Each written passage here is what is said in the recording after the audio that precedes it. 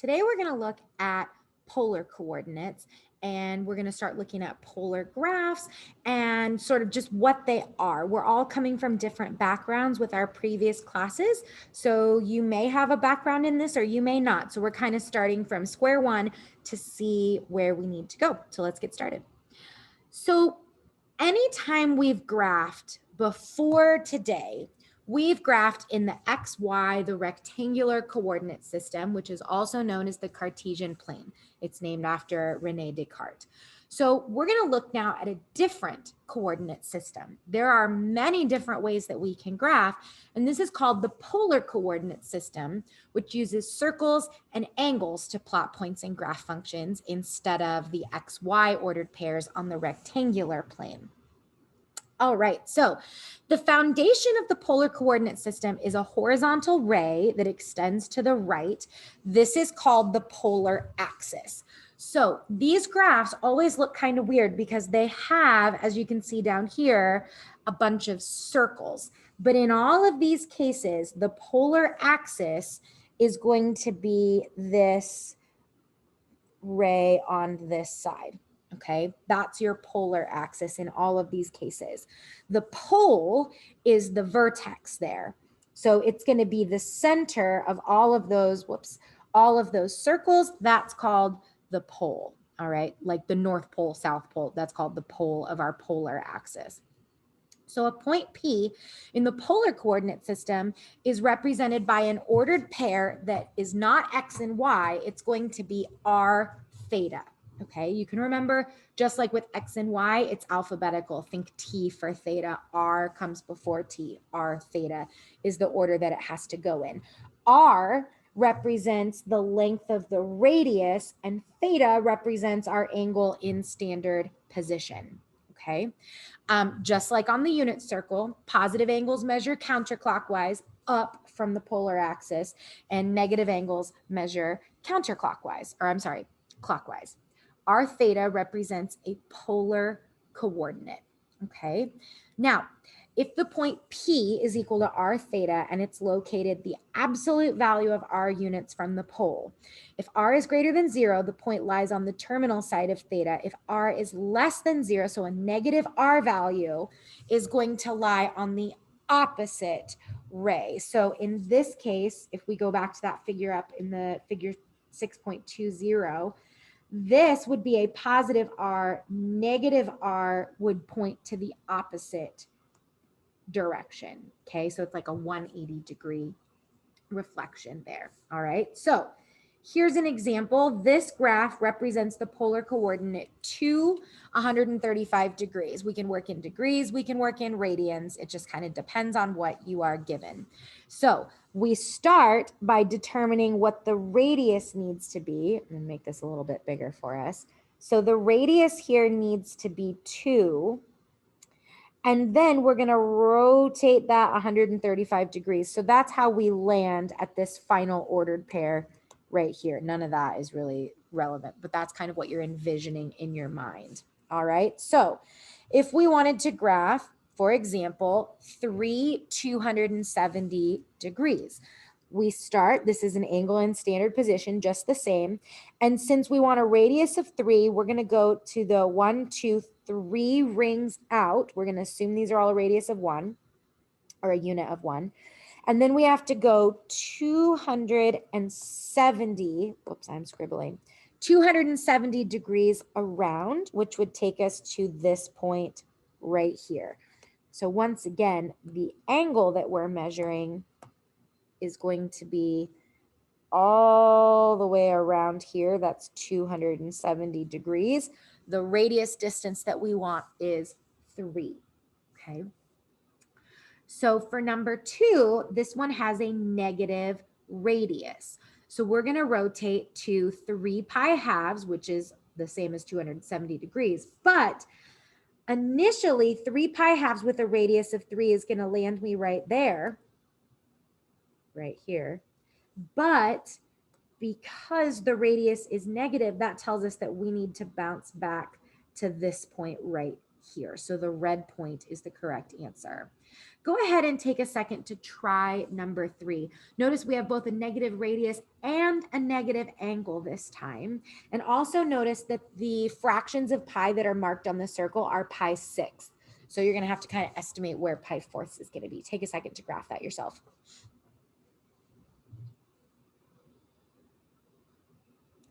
All right, this point should end up right here. Oops, my pen died. Come on, pen, here we go.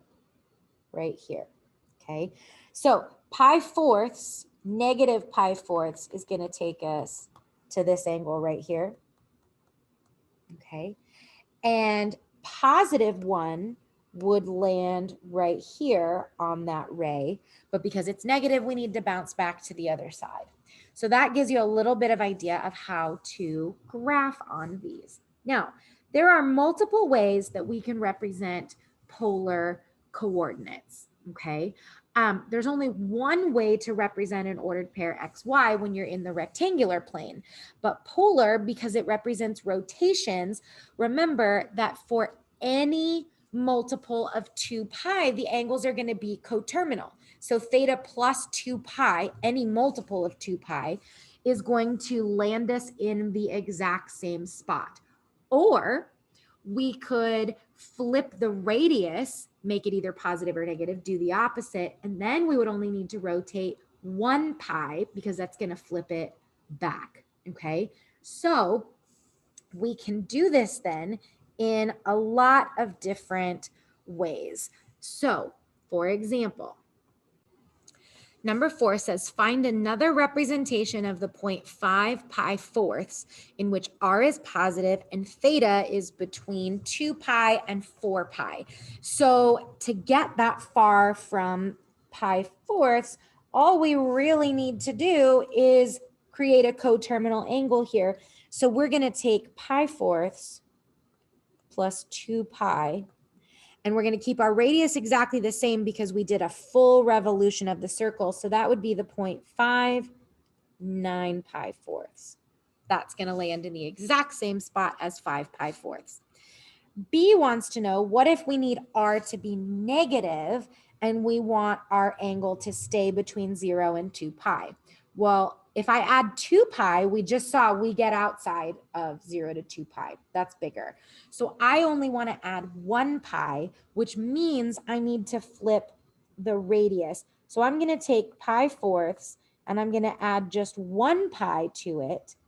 And then I'm going to also make my r negative. So negative 5 and 5 pi fourths, these will land in the same spot.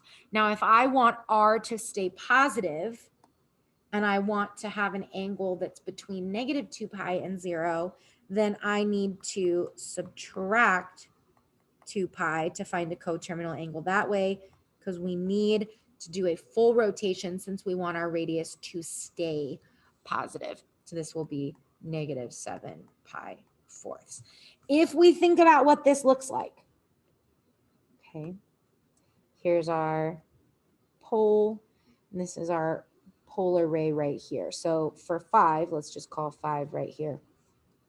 If I rotate 9 pi fourths, that's going to be, pi fourths is going to be right here. So I'm going to go all the way around, and that will be this point somewhere here. So maybe that's not a great location, but it's going to land on this circle that has a radius of 5. If I do 5 pi fourths, that's only going to rotate me to here, but that's okay because since my radius is negative, I would land here, but it's going to bounce me back to this point. And then similarly, if I want to keep my r positive, negative 7 pi fourths would rotate me around this way, and then I would still land at 5. So all 3 of those are the exact same location on the polar graph. Okay, luckily for us, there is a relationship between polar and rectangular coordinates, and it is all based on what we know about right triangles and sort of how those values line up to the unit circle. So remember that if the radius is not 1, then we're not on the unit circle. And so we have to consider the full ratio. So the sine of theta is always going to be y over r. The cosine of theta is always going to be x over r. And the tangent of theta is always going to be y over x. That's stuff we know from trig.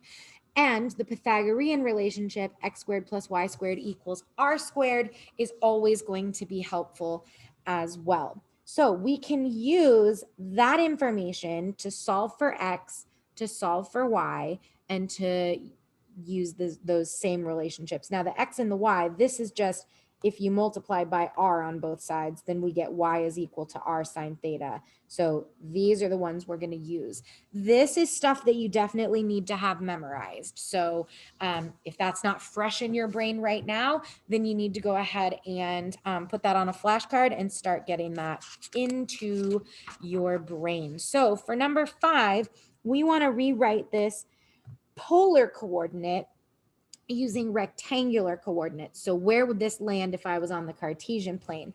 So we know that this is r and this is theta. So x is equal to r times the cosine of theta, and y is equal to r times the sine of theta. So in this case, x is going to be equal to 3 times 1, which is 3, and y is going to be equal to 3 times 0, which is 0.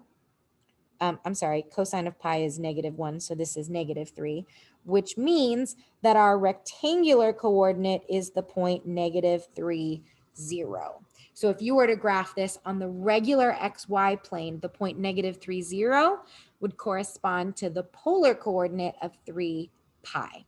Okay. Go ahead and pause for me and try number 6. I'll come back with the answer in a couple of seconds. Okay, so you should get an answer of -5 square root 3, -5 as your ordered pair in rectangular form. So that's an overview of polar coordinates. In the next video, we're going to talk about polar equations and how we can translate those to rectangular equations.